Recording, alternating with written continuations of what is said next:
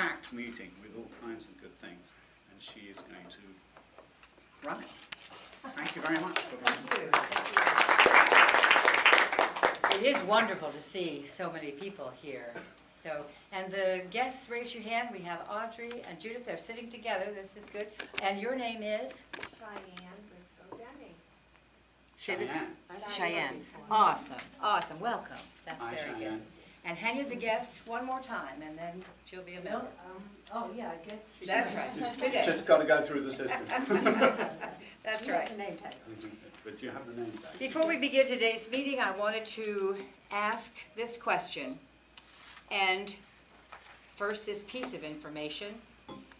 It has been a magnificent year, and there are many people in the club who are working on their manuals and are almost done. And it's really important that we allow them to complete before the end of this year. Therefore, my question to you is, who is available next Tuesday, the 10th, who would like to come and support the people who need to get through this? Come on, come on, come on, raise your hands. Extra meeting? Yes, an extra Yeah. We're going to have an extra meeting. Awesome, awesome. So I am sending around this sign-up sheet, and the first one that's listed on here, that's blank, oh my goodness, is for the 10th. So if you'd be so kind, just hop in and take a role you've never done before. You know what I mean? Leap in, be Toastmaster, be whatever, to support all these good people. And leave speech number 5 at least for Treese. But the rest of them, you know, just fill in whoever would like to complete or to, we'd love to have some icebreakers. So by all means, get to signing. This is good. And it will be here. I have checked with them. We can have the is meeting. that all right? Yes, I've checked with Kathy. We have this room next week as well. Fantastic. So beginning our meeting today, by the way, I want everybody to look at the agenda. This is what an agenda should look like. Do you notice there are no holes? Every single thing is filled in. And you have the titles of the speeches. You have so much good information. Don't you love it? So this is our hope as we move along, that we'll have this kind of agenda every single time. And now to begin the meeting, we want to have a little bit of humor, and so it's Diana Felber.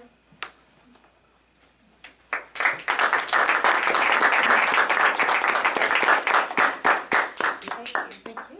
This is the first time for me. Okay. Being in the previous. So, Mr. and Mrs. Smith live by a beautiful lake.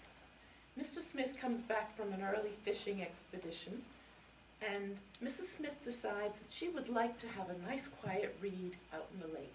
She takes her book and goes out, finds a nice spot, drops her anchor, and proceeds to read. Mr. Connolly, the game warden, toot-toots up in his motorboat and says, "Madam, I'm afraid I'm going to have to bring you in. This is an area you are not allowed to go fishing in." She said, "But I'm not fishing. As you can see, I'm reading my book." He said, "But madam, I can see in your boat you have all the equipment. For all I know, you could begin at any moment. But I'm only here to read. Nonetheless, because you have all that equipment, I'm going to have to bring you in." She said, "Well, I'm going to have to charge you with sexual harassment." She said, "I haven't even touched you." "Yes, sir, but you have all the equipment. For all I know, you may start at any moment."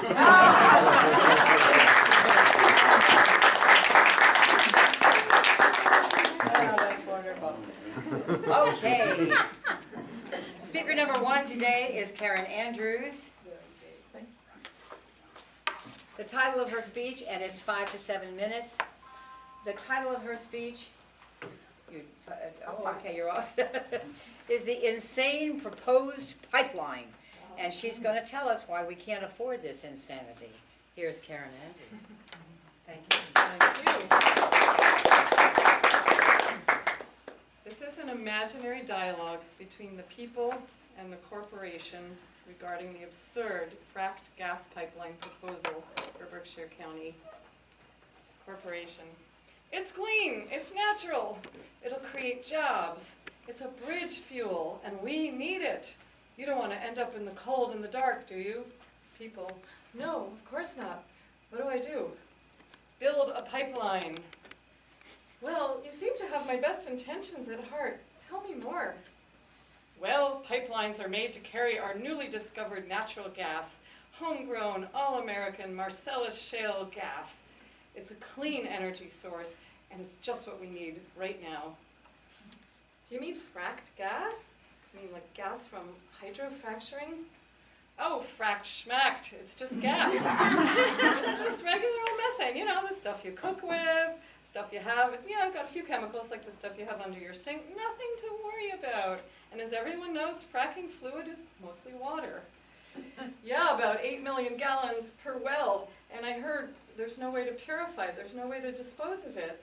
And I heard there's mercury, radium, hydrochloric acid, formaldehyde, and chemicals that doctors are gag ordered in other states to not even talk about when people get sick from them. Calm down, calm down. We're not fracking here in Massachusetts. We're just transporting it across the state in safe, contained pipes. You'll hardly know they're there. We build them solid, 36 inches in diameter. 36 inches? Is that 3 feet in diameter? That sounds pretty big. Yep, and we're bringing you a lot of gas. That's our new state-of-the-art pipelines, 1,500 pounds of pressure. Well, that sounds a little scary. What if something leaks? I mean, it could burst at that pressure. That only happens infrequently. You just let it burn off, you know, a little fire, a little smoke. Nothing we can't handle.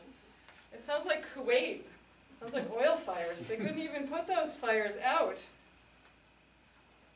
We're going to give your local fire departments lots of shiny, new fire engines and equipment. Don't worry. We'll train all your emergency workers. That's part of our being good neighbors. Well, I don't know if I like this idea anymore. I mean, this is the beautiful, pristine Berkshires. What if something happens here? Hey, you guys need jobs, don't you? We'll be building and laying pipes all over. That's a lot of jobs. And don't forget, cleanup also means jobs. It's all good. But how are you going to build this thing? I mean, there's these sensitive, pristine areas. I mean, wetlands, endangered species, pristine forests. And you know, the Berkshire is made of ledge rock. Relax. We got it all figured out. We've been surveying for years. A little blasting here, a little digging there. We'll even mitigate any wetlands that we destroy. Hey, you know, a swamp is a swamp. No worries. It'll be all done and cleaned up in a couple of years. And the good news is you'll have all the gas you need for really cold winters and your brutally hot summers. Sounds like you believe in climate change. I think you guys are going to be needing a lot of gas here. Some of it's for the electrical generators. That's right, the electrical generators. And it's going to be a pretty hot summer, so we're doing this for you out of the kindness of our heart. In fact, our name even has the word kind in it, in Kinder Morgen, little children's morning. So this is sounding a little less appealing to me now. Let me be clear. You say the pipes are 3 feet in diameter, under 1,500 pounds of pressure. And it's going like 190 miles across the state. I don't know. The Berkshire only has like 130,000 people. That's a lot of gas for everybody. That's very generous of you. I don't think we need all that. Well, if there is any extra, you know, we can always share it with our neighbors. You know, China, Europe. Oh, so you mean you're exporting it? This isn't even for us? I wouldn't call it exporting. We're sharing it. So let me see if I have this. You want to build a pipeline across our beautiful countryside carrying toxic fracking materials that have polluted water and land everywhere, and you want to blast through our rocks and destroy our wetlands and then export the stuff for your profit? Ah, that's so cynical of you. Lighten up. Face the facts. We need this. It's our only bridge to the future. It gets us off our addiction to foreign oil. It's a gold mine. How much is this pipeline going to cost? Who's paying for it? Well, you don't think it's free, do you? Just some little tariffs on your electricity. You'll barely notice it.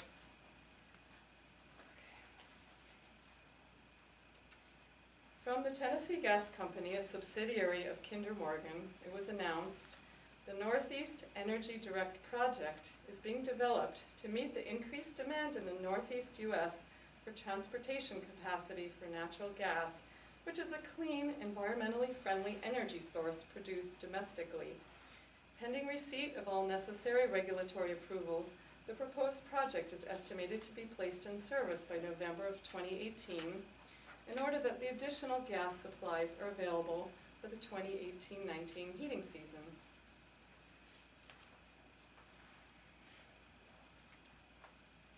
This is me now.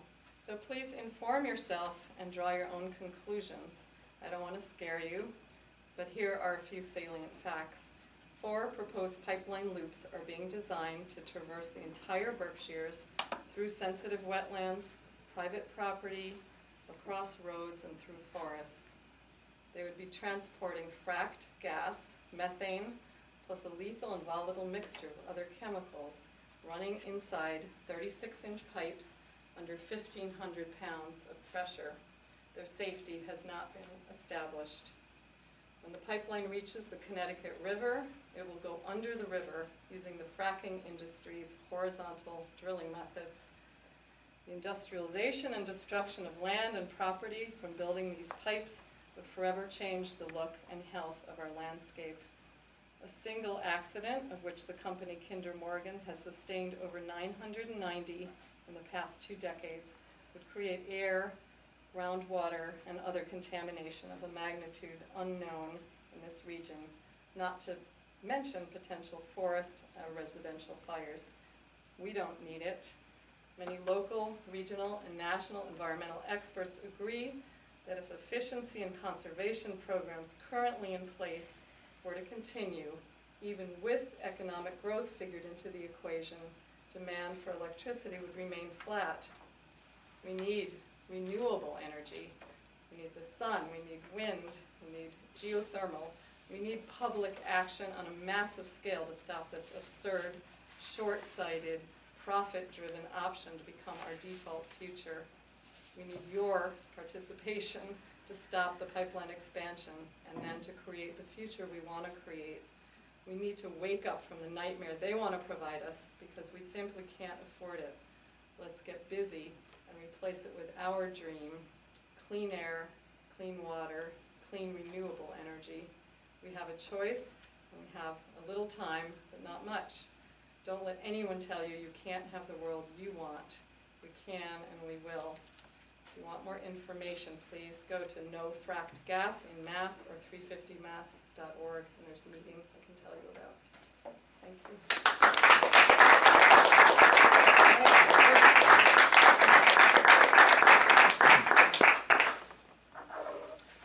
Our second speaker is Christiana Wall. Her speech is the first manual, and she's working on vocal variety. Is it possible to stay connected with loved ones who have died through the material world? Christiana ponders this question seriously after having had the experience she'll tell us about today. Her speech title is Staying Connected After Death. Christiana.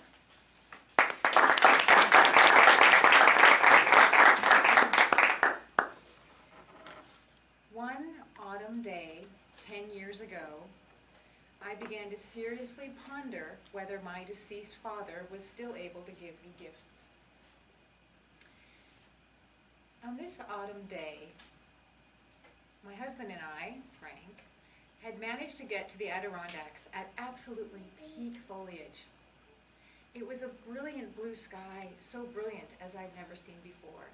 The foliage was this bright orange, yellow, and red, bespeckled with the Adirondack white pine green. And the mountains everywhere carried this color. The ravines, the gorgeous, everywhere. It was just astounding. I have no pictures of this day, and yet it's permanently imprinted on my memory.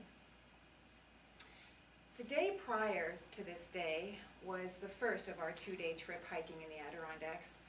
I followed and worked hard to keep up with my husband and 2 other super hikers for 9 hours. I was a little bit tired waking up this morning. The day greeting me, I was encouraged, and we had agreed to do a shorter hike that day. In speaking with the other hikers at the Adirondack Lodge, though, we began to be lured into yet again a larger hike. And I faced this day with some trepidation. And so we found this trailhead, we parked our car, we began the immediately steep ascent. And I was overcome with a sense of overwhelm. It's not usual for me to be emotionally labile, but I began to cry. I was so tired.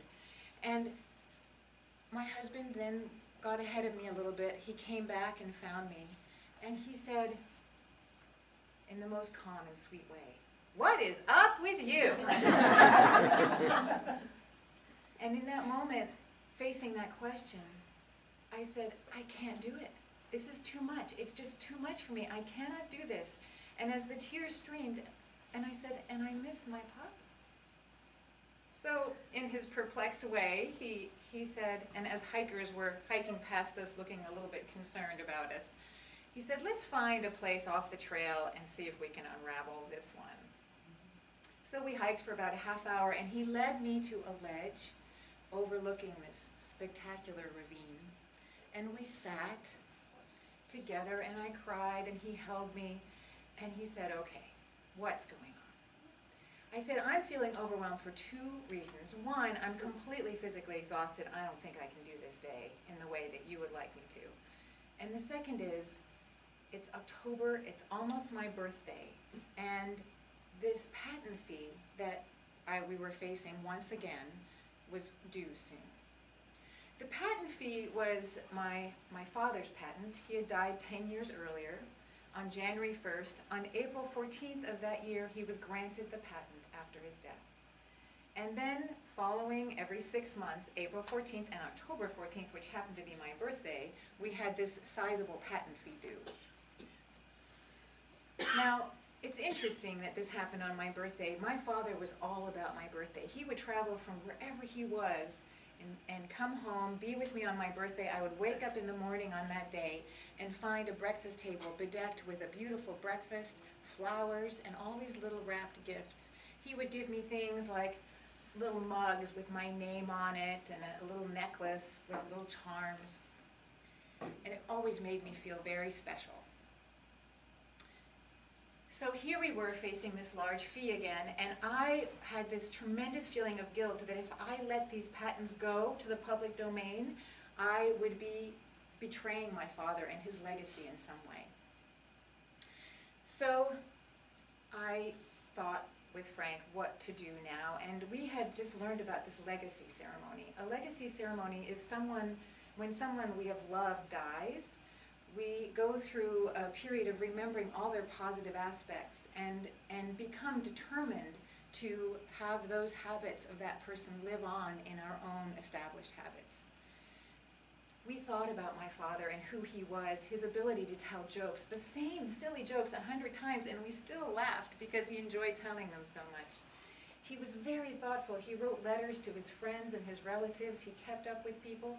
He would bring cheddar cheese and jelly beans from the United States and bring them to his Austrian friends who enjoyed those things, and he would bring Austrian chocolates back to the States to his friends who enjoyed those things. Very, very thoughtful.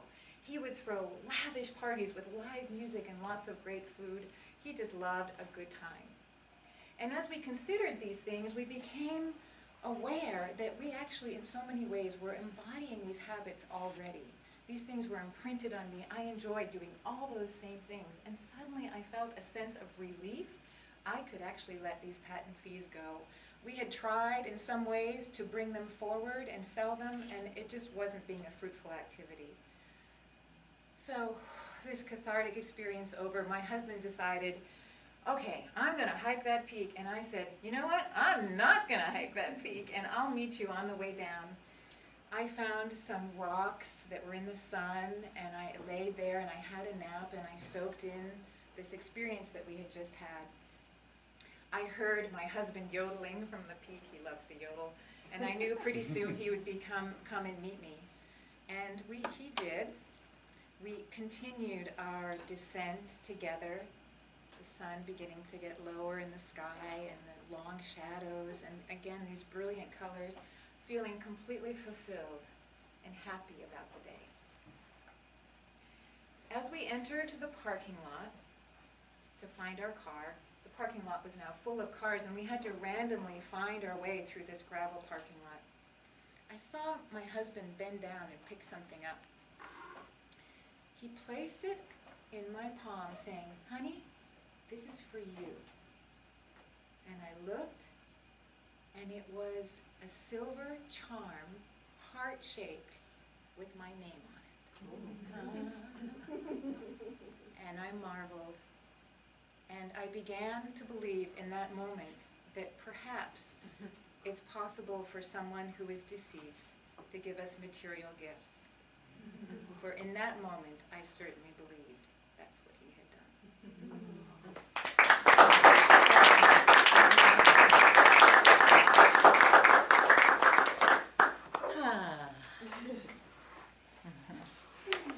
I forgot to ask in the beginning of our guests, have you been to Toastmasters before? I have, yes. And Judith has not, okay. So you'll notice that there are people in the room who are just writing, and we have lots of different roles. So who's the odd counter? Me. Yes, exactly, of course you are. And so people are sort of counting those crutch words that people use. It's all for our benefit, and we'll talk more about that later. My goodness. Speaker number 3, Susan Higa.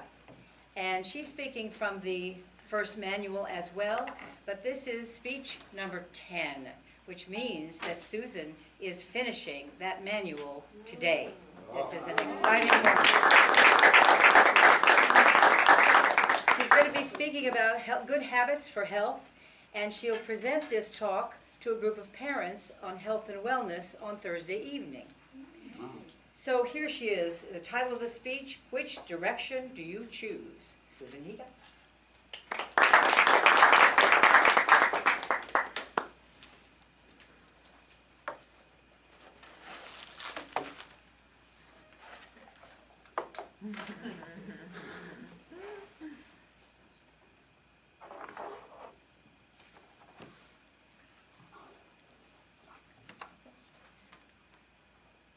Which direction do you choose? I'm envisioning 2 points of a spectrum. I'm envisioning health, and I'm envisioning sickness. But neither is a point. And I think we will all agree that when you're moving towards health, that's a direction, that's a healthy direction to go into. And maybe we're not making as many strong, confident decisions and choices, and we might be moving in an area towards sickness. If you were, I always marvel at the end of the holidays after the New Year, we have the area health clubs or the fad diets that are out, or not so fad. There will be lots of advertisements and promotions. Get healthy after the holidays. Join for 3 months at this reduced price. And I see that it definitely is relating to something within ourselves that says, yeah, I'm going to take better care of myself after the holidays. I'm going to make better choices. So we all have somewhere in us the idea that we can make better choices and move in the direction towards health. I don't think that there's anyone out there that will say, I am healthy, I'm perfectly healthy, and there's nothing wrong with me. Because we all have something that we're working on, and that's the idea of health as a direction. So I advocate that we make good choices every day to move us more in the healthy direction. And we all have these choices. We decide that we're going to brush our teeth every night and every morning, and we floss, and we take really good care of our teeth. And that's wonderful, and that's great, and we check in regularly with the dentist. We don't have the same idea, or in my mind, we don't have the same idea of checking in regularly about our health. So something to look at in, do you wake up in the morning with lots of vibrant energy? Or do you wake up in the morning and say, oh, snooze, Do I have to get up? Do you have nice, even energy throughout the day? Can you do the things that you want to do? To me, a picture of health is, yes, I can get up, I can go for that walk, maybe I want to go for a run and I can do that. Maybe I feel good, I'm optimistic, I'm happy. Yeah, there are times that I'm sad, but not all the time. And you have a nice, balanced outlook. There's some things that you're working on and some things that you're, maybe those other habits you're trying to move away. Health is created by focusing on what you include. I often hear someone say, oh my goodness, oh yeah, I'm not very healthy because I ate this. It's not about focusing on what you don't like, I believe. It's focusing on what you do like and how you can, or not even like, it's focusing on what are healthy choices. I see people all the time, they say, oh, well, you don't eat this, and you don't eat that, and you don't eat this. And I say, I eat everything that I want to eat. I choose what I want to eat. And so it's very much about making healthy choices of what good, gotta love my eyes. It's about looking at what your choices that you're making each day. I believe that format is important. Having breakfast at the same time every day. Having lunch at the same time every day. Having dinner at the same time every day. I'm always amazed when we meet people in their 80s and their 90s, and some things ring true. They always say, well, we always had dinner at 5:30 every day. Dinner was on the table at 5:30. There's really something to doing things consistently every single day. When you start to mix it all up and, oh, I didn't eat breakfast today, and oh, lunch, yeah, I got really busy. Okay, well, I'm going to eat a really big dinner at 3 o'clock today, and then the next day it all mixes up. Our format, our clock that we are trying to match with the outside world of the sun doesn't decide it's going to sleep in one morning. The sun doesn't decide it's going to stay up extra late 1 or 2 nights this week and 1 or 2 nights next week. There's a rhythm and there's a balance. And if we follow the rhythm and the balance of the outside world, of the sun, and we rise with the sun, and we have our meal times that align, we're better able to make balance. Nature really isn't sick until we start digging up to create the new pipeline. But nature is perfect the way it is, and we have to make healthy choices. So in terms of healthy choices, I brought 2 things to take a look at. Both of these things came from my house. My kids love Pringles, and I can't consistently say, you make better choices. I did not buy these Pringles, but they came into the house. Find it interesting, I can't pronounce half of the words on the label of Pringles because they have dried potatoes, they have vegetable oil, but then they have maltodextrin and maltic acid and dextrose and lactose and sodium diacetotate and all sorts of things, colors and preservatives. When we're looking to make healthy choices, I do less of these and more things, choosing, well, gee, in here there's only organic corn, sesame seeds, and some salt. To me, I think we can start to make healthy choices on a day-by-day basis and say, what would you choose to eat? Do you want to align and become one with the Pringle? Or would you like to choose and have a healthier snack?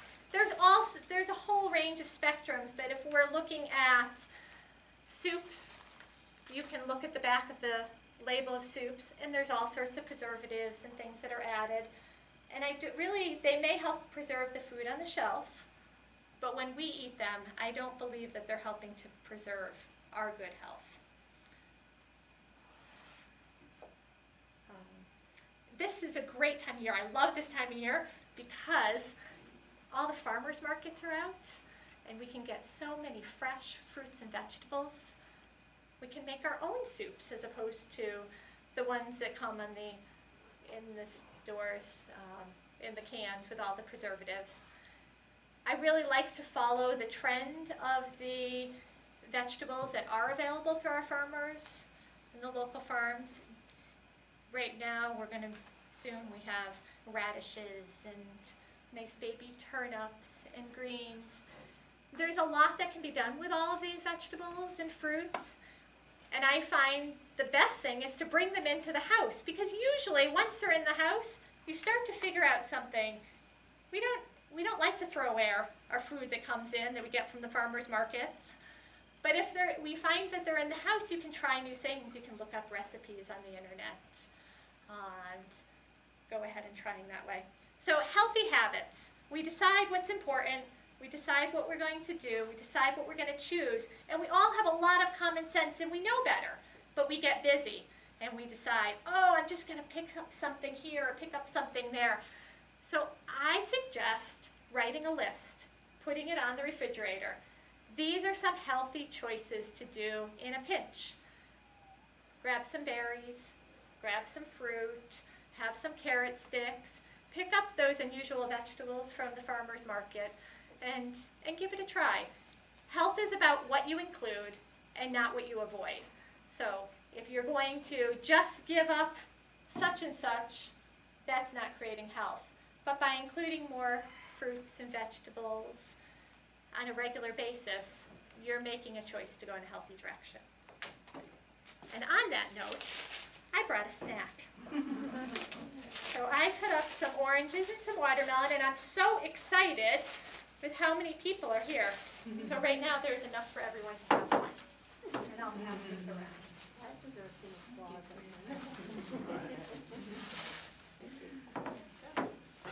We can have snack for the rest of the meeting.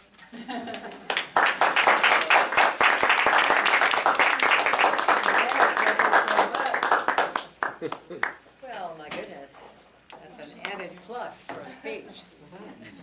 A new level has been set. Always gets good evaluation. That's right, that's right.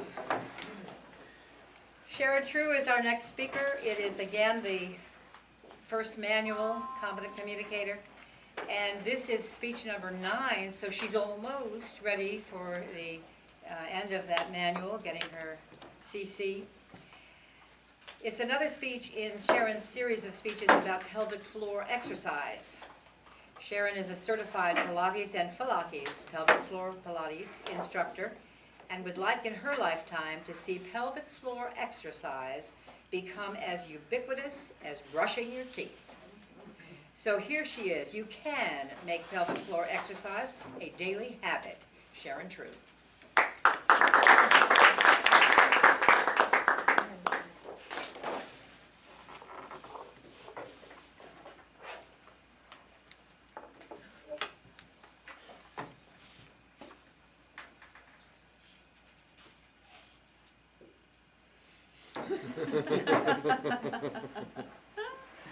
Madam Toastmaster, fellow members and guests, it's rare in our country today to see teeth like this. Most of us brush our teeth once or twice a day to avoid this problem of rotten teeth. I would love, in my lifetime, to see all of us adopt pelvic floor exercise just the way we brush our teeth every day. Daily pelvic floor exercise. We didn't always brush our teeth. It was a fairly recent habit in this country. So what I'd like to do today is compare a little bit how the habit of toothbrushing began and how we can learn from that and adopt the daily habit of pelvic floor exercise.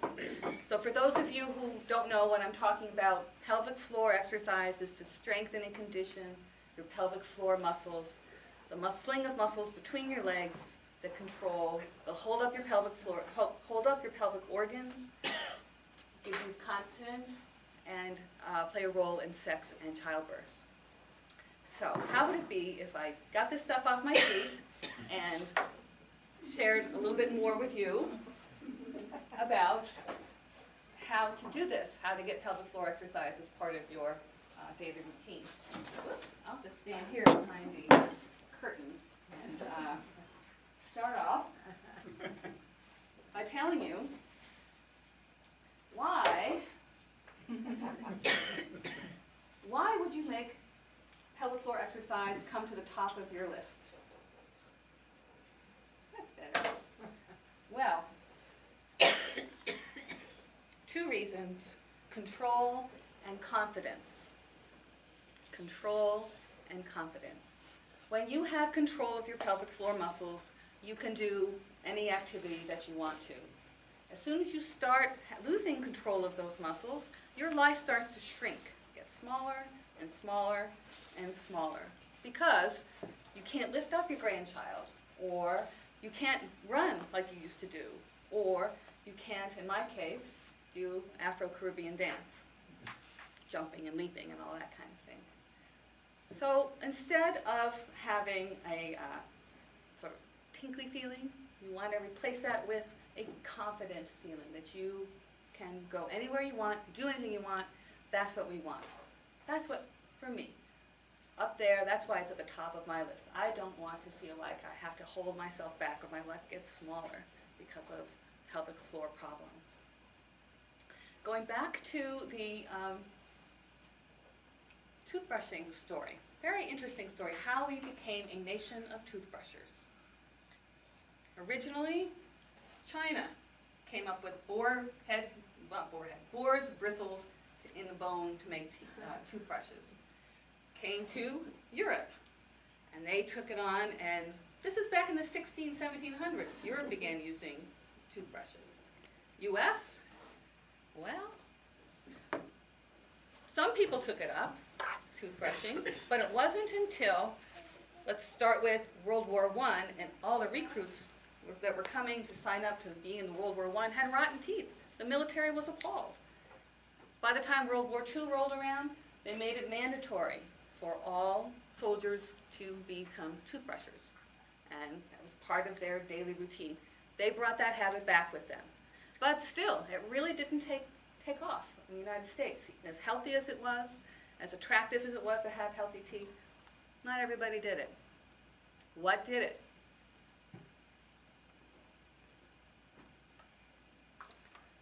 This says Pepsodent.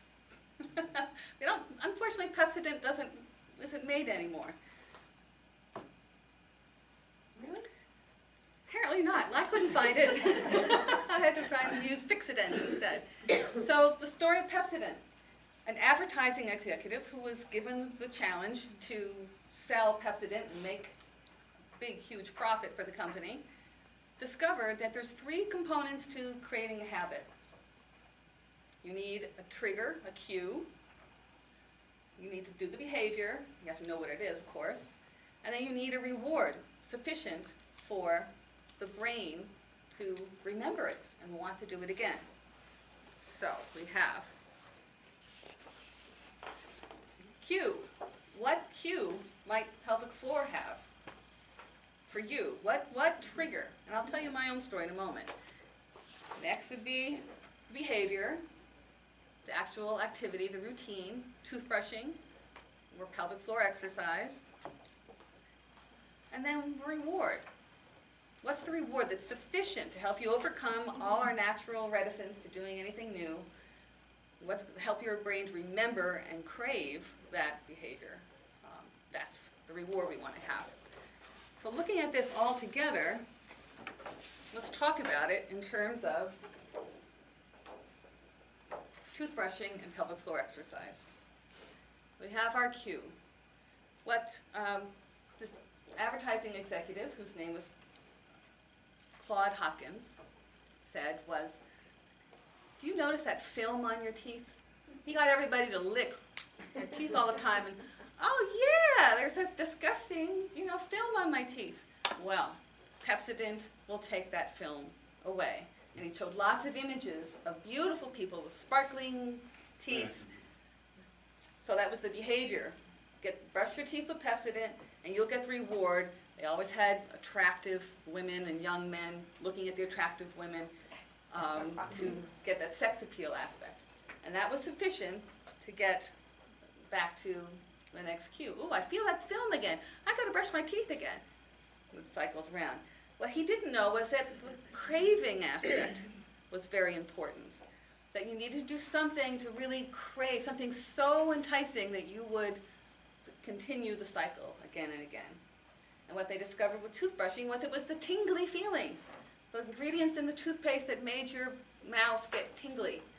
And that's what people knew, let them know that the product was working.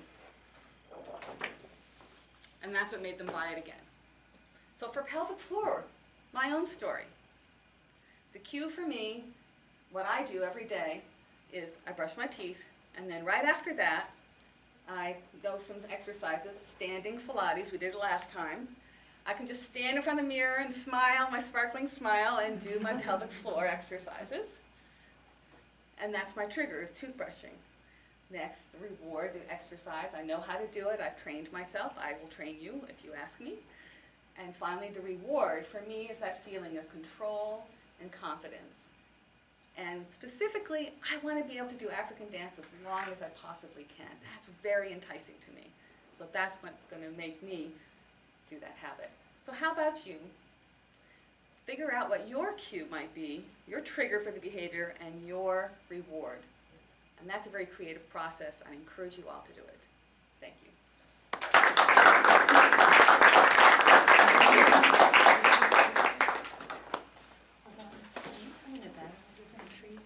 Because it's not on.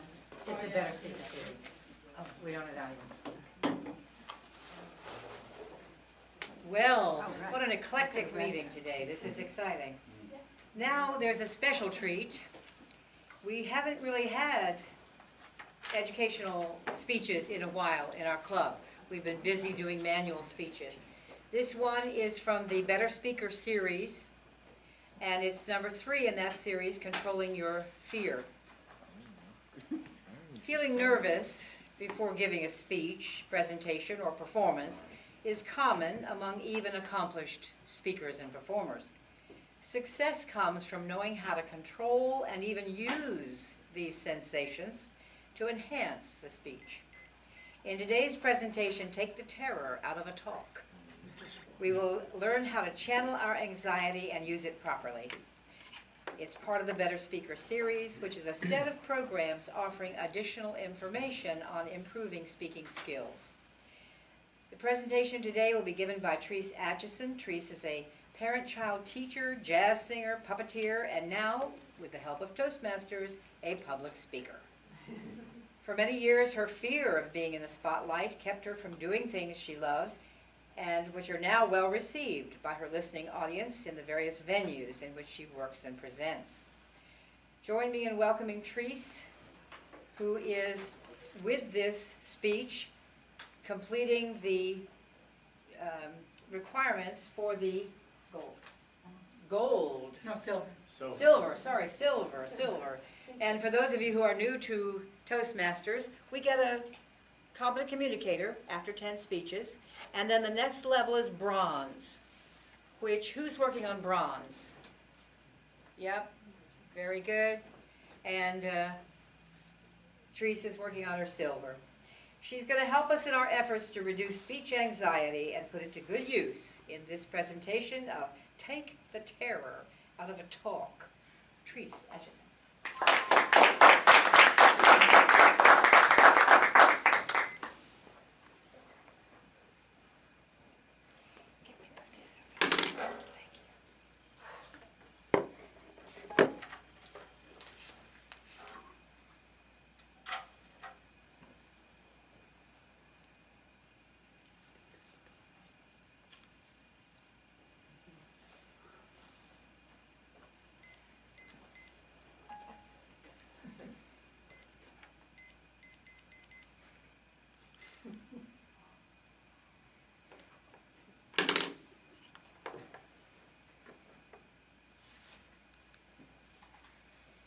Your voice wavers, and your knees quiver.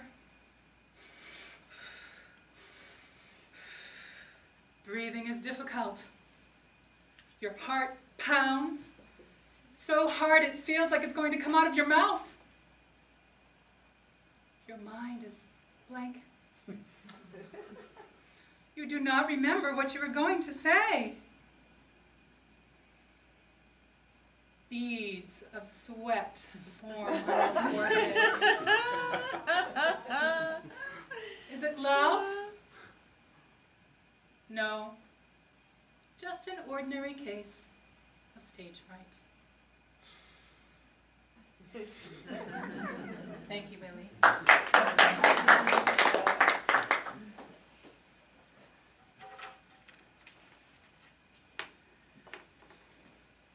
Stage fright is common.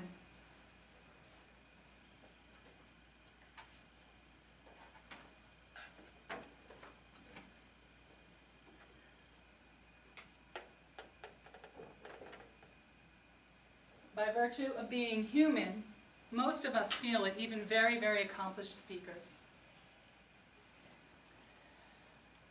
We feel it because we still have much in our systems of former times when maybe it wasn't a good thing to be alone in a spot like this with all of you staring at me.